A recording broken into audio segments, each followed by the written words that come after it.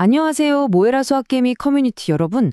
오늘은 제2의 에어비앤비가 될 뻔했던, 그런데 지금은 주가가 90% 넘게 폭락해서 야, 이거 살아남을 수 있나 싶은 기업이죠. 바로 쏜더의 길을 아주 그냥 샅샅이 파헤쳐 보겠습니다. 화려하게 데뷔했다가 추락한 천사. 과연 다시 날아오를 수 있을까요? 오늘 그 가능성을 함께 아주 깊이 있게 들여다보겠습니다. 그러니까 손더를 보는 시선이 정말 극과 극이에요. 한쪽에선 야, 이거 호텔의 미래다 이렇게 극찬을 하고요.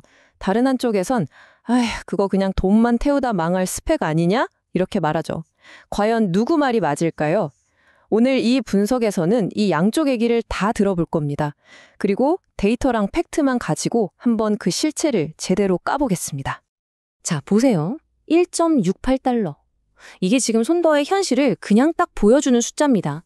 한때는 10달러 넘어가면서 시장의 기대를 한몸에 받았는데 이제는 아시죠? 동전주, 페니스톡이 된 겁니다. 이게 불과 몇 년 사이에 벌어진 일이에요. 아니 도대체 뭐가 어떻게 잘못된 걸까요? 이 처참한 추락의 원인을 알려면요. 먼저 이 회사가 도대체 어떤 그림을 그렸던 회사인지, 그 비즈니스 모델이 왜 처음엔 투자자들 마음을 그렇게 사로잡았는지부터 알아봐야겠죠. 자, 그래서 첫 번째 파트입니다. 손더, 과연 혁신일까요? 아니면 그냥 위기일까요? 이 회사의 비즈니스 모델하고 미션을 보면요. 그 매력하고 위험이 어디서부터 시작됐는지 딱 보입니다. 자, 한번 들어가 보시죠. 선더의 꿈은 그냥 숙박앱 하나 더 만들자 이게 아니에요. 목표가 엄청 큽니다. 숙박업의 판을 바꾸겠다 이거죠. 한번 상상해 보세요.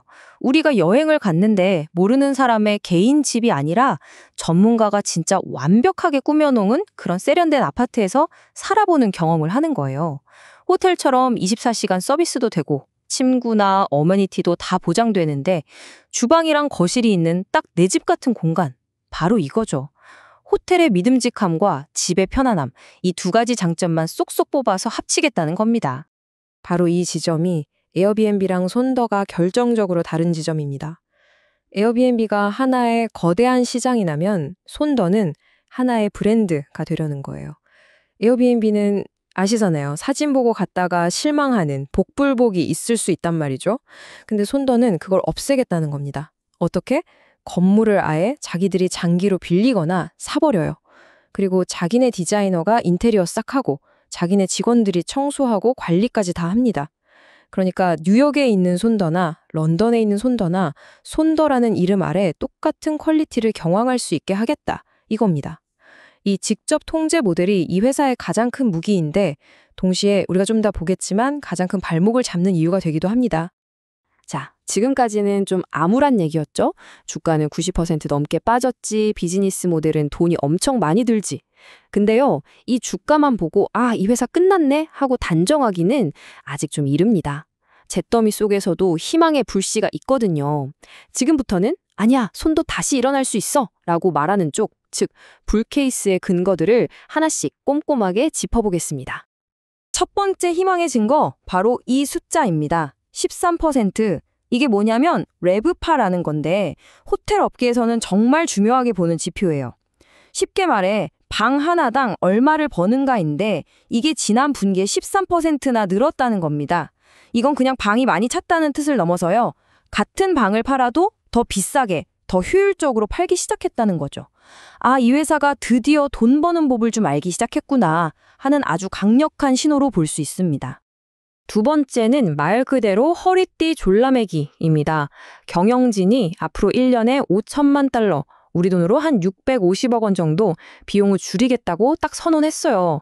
예전에는 그냥 성장 외치면서 밑빠진 독에 물 붓기식으로 사업을 확장했는데 이제는 일단 살고 보자. 재무 구조부터 튼튼하게 만들겠다는 의지를 보여준 거죠. 투자자들 입장에서는 이건 굉장히 중요한 변화입니다. 그리고 아마 가장 강력한 한 방은 이걸 겁니다. 바로 세계 최대 호텔 체인 메리오트와 손을 잡았다는 거. 여러분 상상 한번 해보세요.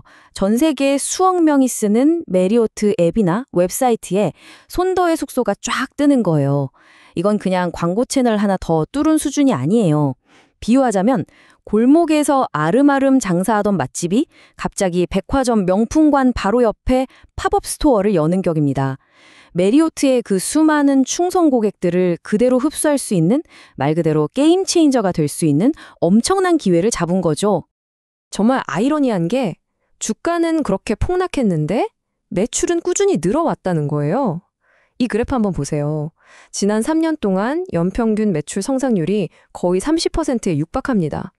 이게 뭘 의미할까요?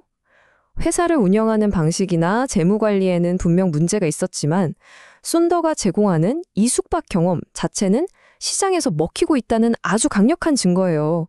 사람들은 쏜더를 원하고 돈을 내고 있다는 거죠. 그러니까 제품 자체의 매력은 아직 살아있다는 겁니다. 하지만 동전에는 항상 양면이 있는 법이죠. 지금까지 희망 회로를 좀 돌려보셨다면 이제는 정신 바짝 차리고 찬물을 한번 맞을 시간입니다. 이 회사를 어쩌면 완전히 가라앉힐 수도 있는 아주 치명적인 리스크들을 이제부터 하나씩 짚어보겠습니다. 2025년 딱 한 해 동안 일어난 일만 봐도 이 회사가 얼마나 정신이 없는지 알 수 있어요. 연초에 CFO, 그러니까 재무총책임자를 새로 모셔왔는데 6개월도 안 돼서 또 바뀐대요. 돈이 없으니까 기존 주주들 지분 가치를 떨어뜨리는 유상증자를 하고 결국엔 실적 발표도 제때 못해서 나스닥에서 니네 상장 폐지될 수도 있어 경고장까지 날아옵니다.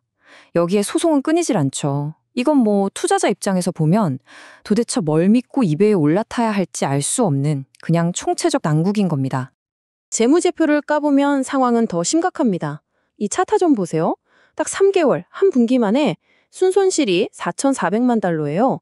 우리 돈으로 거의 580억 원. 이걸 하루 단위로 계산하면 매일 6억 원 넘게 그냥 공중에 태우고 있는 얘기입니다. 이런 속도로 돈을 쓰면 회사가 지금 갖고 있는 현금으로 버틸 수 있는 시간이 글쎄요, 얼마 안 남았다는 계산이 나오죠. 흑자는 무슨 당장 생존부터 걱정해야 할 상황입니다. 자, 이 리스크들을 한번 쭉 보세요. 이게 각각 따로 노는 문제가 아니라 서로 꼬리에 꼬리를 무는 악순환의 고리예요. 한번 볼까요?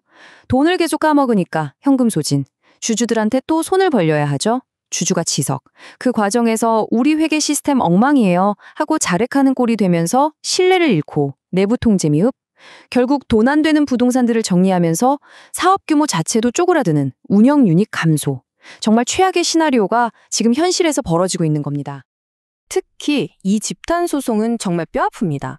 이게 단순히 소송 비용이 얼마 드느냐 이런 돈 문제가 아니에요. 회사가 발표한 재무제표.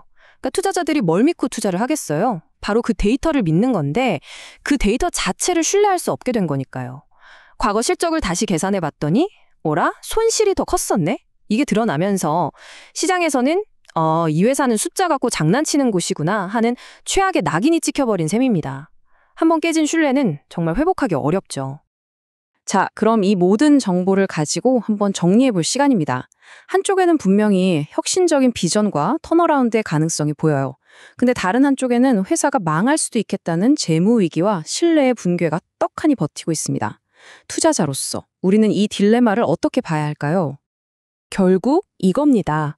손더 투자는요, 사업의 성장 속도와 회사의 생존 능력 사이에서 벌어지는 아슬아슬한 줄다리기 같아요. 사업 자체는 분명히 좋아지고 있어요. 방 하나 팔아서 버는 돈은 늘고 있고 안 쓰는 돈은 줄이고 있고 메리어트라는 엄청난 지원금까지 얻었잖아요. 하지만 동시에 회사 금고는 진짜 빠른 속도로 비어가고 있고 경영진은 불안하고 법적 리스크는 여전히 발목을 잡고 있습니다. 과연 사업이 성장하는 속도가 돈이 바닥나는 속도를 이길 수 있을까요? 이게 바로 손더 투자의 모든 것을 꿰뚫는 핵심 질문입니다. 결국 우리 같은 투자자들은 이 질문 앞에 딱 서게 되는 거죠. 메리어트라는 날개를 달고 비용 절감이라는 다이어트에 성공해서 이 엄청난 현금 소진과 신뢰 상실이라는 중력을 이겨내고 다시 날아오를 수 있을 것인가? 아니면 그 날개를 펴보기도 전에 현금이 바닥나서 시장에서 영원히 추락하고 말 것인가? 솔직히 정답은 지금 아무도 모릅니다. 그렇기 때문에 쏜더가 누군가에게는 인생을 바꿀 기회로 또 다른 누군가에게는 절대 쳐다보지 말아야 할 함정으로 보이는 전형적인 하이리스크, 하이리턴 투자인 겁니다. 자, 오늘 손더에 대한 이 깊이 있는 분석 어떻게 보셨나요? 여러분의 생각은 어떠세요? 손더의 미래 밝다고 보시나요? 아니면 어둡다고 보시나요? 이 회사가 정말 추락한 천사로 남을지 아니면 잿더미 속에서 부활하는 불사조가 될지 여러분의 생각을 댓글로 자유롭게 한번 나눠주세요. 오늘 저희 분석이 여러분의 투자 판단에 조금이나마 도움이 되었으면 좋겠습니다. 오늘 내용이 유익하셨다면 앞으로도 이런 깊이 있는 기업 분석을 놓치고 싶지 않으시다면 구독과 알림 설정 꼭 부탁드립니다. 도움이 되셨다면 구독 부탁드립니다.